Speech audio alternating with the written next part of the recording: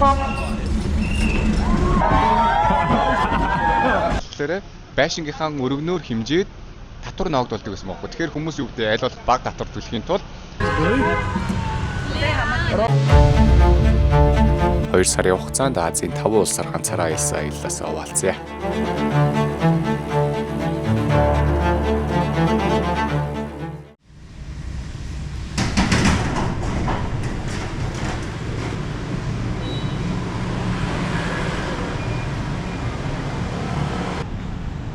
Вьетнам аяллууд дандаа ийм бойлероор усан халаад юм байлээ. Одоо би чинь улсын нийслэлд байна шүү дээ.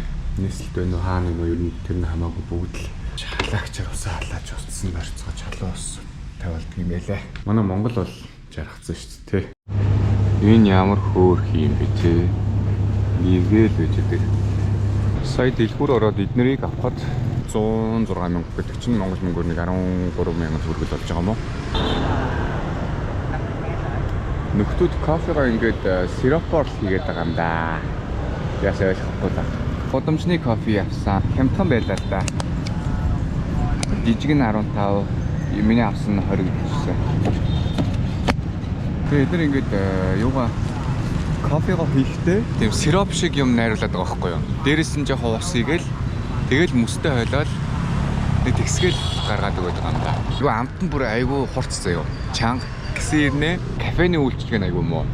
Шүдэ угаагаад байгаа ирнэ энэ шүднийхээ шаардлагатыг дийлэхгүй байна. Ер нь жоохон шаардлагсгийгээл. Тэгээ өнөөдөр нар гарсан болохоор сэтгэл санаач бүр шал өөр юм. Сая энэ айлд ирж хоноод нөгөө нэг Ханойд шүн автобуснаас буудаг өдрөө бүр зутраад сүүлдээ бүр сэтгэлээр унаа. Яг шадаргаа алдсан хөө тэр өдөр. Өдөржингөө бүр амар ядарсан. Урчин нойр муутай онцсон. Тэгээ даараад тэгээд ингээ хүмүүстэй залхитай харилцаа яриа үүсэж чадахгүй тэгээд нэлээд шантарсан. Тэгээ унтаа босоод ирсэн чинь маргааш нь харцсангуу гайг болоод тэгээд жиг амралт авж байгаа хамаг юмнуудаа ингээд рефреш хийцэн чинь өнөөдөр бүр nice байна. Цагаа гаргаа оёгч хэлэхөө. Тэгээ өнөөдөр Ханоиг үзэн сонирхон. Ингээ алгаж яваад эндгүүр багтахгүй ингэж тойж гарч ирсэн ш. Одоо эднэрийг бол ерөөсөө 102 аппликейшнээр зургийг аваад торгоод бичих хэрэгтэй байхгүй. Тэнд ч гэсэн ялгаагүй. Вьетнамд орж ирээд үжээ 8 хоног болжээ.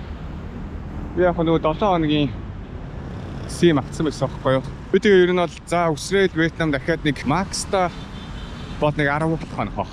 Тийм үнэтэй зүйл бол надад хэрэггүй. Тэгээ ийшээ нэг хямдхан газар байж магадгүй гэж. Одоо 1 км олчихвол орлоо доо. Тэгээ бүр хямдхан юм олдохгүй байвал анх авснаа аваад тэгээд камера очиж засуулнаа ч гэж засах нь харна. Ээжээ яг хямдхан засч магадгүй. Монголд ер нь засагч газар олдохгүй юм да. Би ийшээ явах байхгүй юу? Би одоо яаж ийшээ зам орох юм бол? Өөр тойруулах гэдэг юм байна. Гах. Зэм нөхөн гарцтай байсан юм байна. Манай Вьетнамын машины зогсоод юм байт юм байна. Мотоциклийн зогсоод. 120 мянган Вьетнам донгоор 30 хоногийн өдөрт 1 ГБ өгдөг дугаар авах боломжтой. Гэдэг нь 16 мянган төгрөг болж байгаа. 16 мянган төгрөгөөр Вьетнам бүтэн сарын өдөрт 1 ГБ хангалтай зэ. Нэг ийм гоё хотгон руу орж ирлээ. Замд байгаа алхчихсан чи. Гоё юм аа. Эцний ийм хүрхээ мөрчөөтэй. Фак алхчихсан чи зам дээр зүгээр ингээд бүр нэслэгдсэн харах ингэ байж байгаа юм.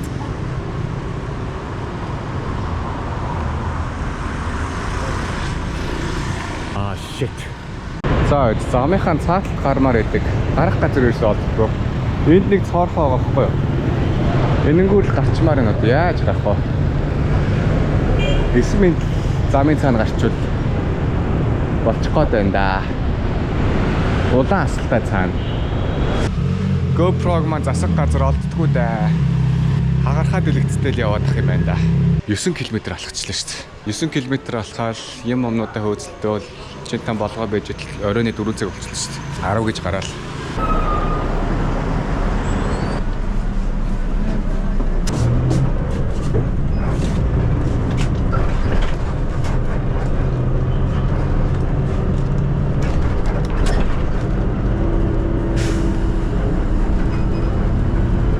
Old Quarter шалтар дээр ирсэн. Монголоор орчуулбал одоо хуучны хороолол юм уу? Дээр үеийн хороолол. Бидний бас нэг татдаг нэг тамхи байгаа юм.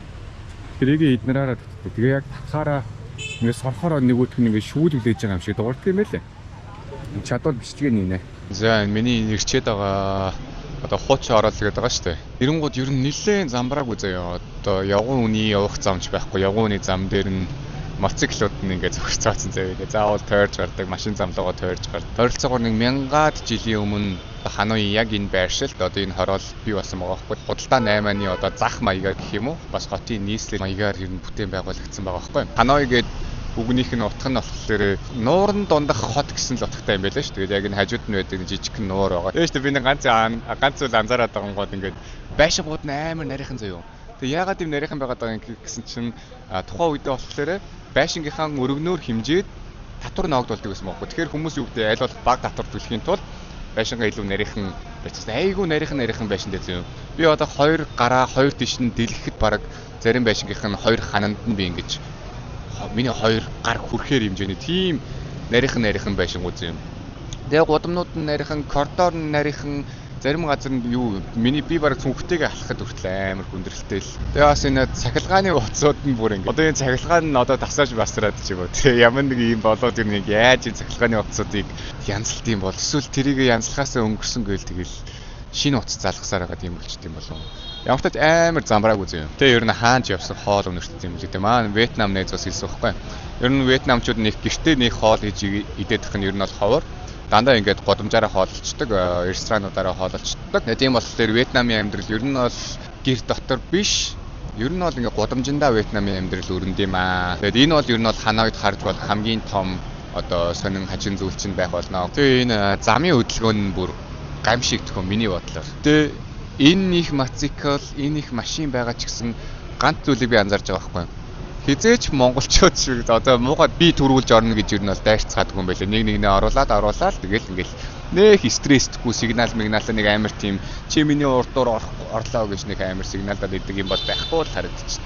Тэгэхээр ер нь гоё нэгний гоё хүндлээд нэх стрессдэггүй жолоо барьчдаг арт хүмүүс шиг санагдлаа. Вьетнамыг ганц зүйлгүйгээр төсөөлөх боломжгүй санагдсан заяа. Тэр нь болохоор мотоциклийн дуу заяа. Хаасаагүй мотоциклууд явж байдаг. Тэгэл хуучин одоо манай хар бол хар хорин шиг хот байсан. Тэр хотоо аваад үлдчихсэн улсынхаа нийслэл. Тэрийг болохоор одоо аялжуулчлаараа бүр дэлб мөнгө хийж байгаа харагдаж байна. Энд чинь ингээд янз бүрийн кофенууд зардаг юм байна л да. Одоо чинь бисаа энийг ингээд үнэлж үзсэн чинь яг уламжлалт кофеныхоо үрийг шоколадтай хуурсан гэж байгаа байхгүй юу? Үнэр нь зүгээр галзуу төхөн. Зяныг 2 Япон ахтай танилцаад яриад суужсэн чинь надаа юм авч өгье гэ. Тэгээд пив авах болох гэхээр яах юм бэ? Кофе аваад өгөөл. Өндөгтэй кофе миний нөгөө нэг хийж турш үздэг. Тонтон яригато. Yo. 朝からビールいっぱい飲んでます。来たらフレンド友達になりました。モンゴル。一緒に乾杯。はい乾杯 3, 2, 1乾杯ゆっちょん侍何来るないさ No problem沖縄なんнөгөө нэг вагон нэг чинь энэ чинь ингэ суугаад байж болох юм болов гэсэн чинь вагон ирэх үед нь одоо энэ тэлтэнд байгаа хүмүүс ерөнхийдөө ийшээгээ орохгүй бол айгүй том вагон учраас жоохон аюултай байдаг юм л та. Гисэн юм ярьж байна. Нотгошоо орж таарах юм шиг байна да. Япон хэлээр ярих үнэхээр асуудалтай болчихжээ. Бүр ингээд наазах юмудаа ярихад хүртэл айгүй асуудалтай. 5円、10円、100円、10台湾ドル、50円、日本。За хит насасан юу нөхөختээр л авах юм да.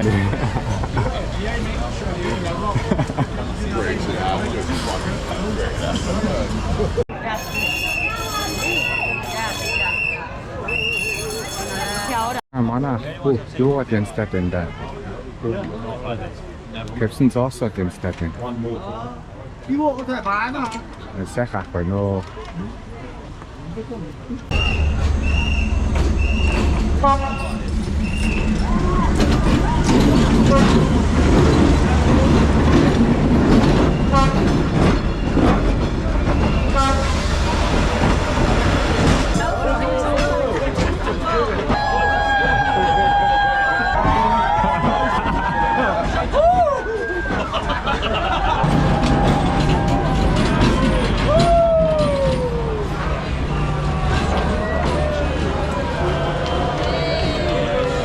Yeah, нөгөө нэг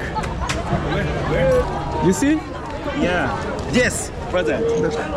And this. Oh.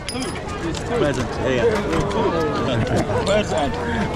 Present. hello. Yeah, you get it. I'm gonna get the 100 yen. Okay. 100 yen present. Alright. Okay. Okay.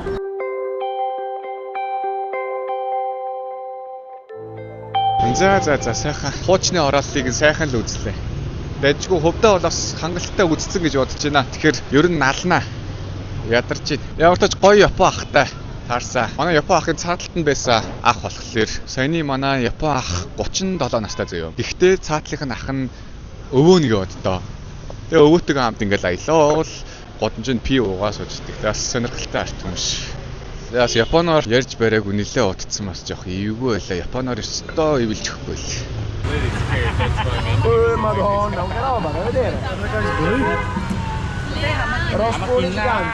It's a river of Автобус маань ирлээ. Яа, хүлээлээ шүү бас. Сандарчл байл 10-аас автобус зогсноо гээд.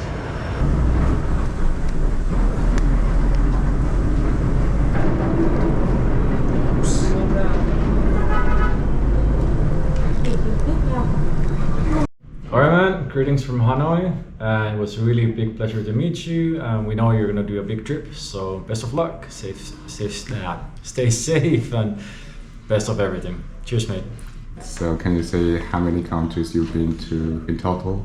Me, 62 at the moment, and gonna be a few more in the next few months. Let's hope so.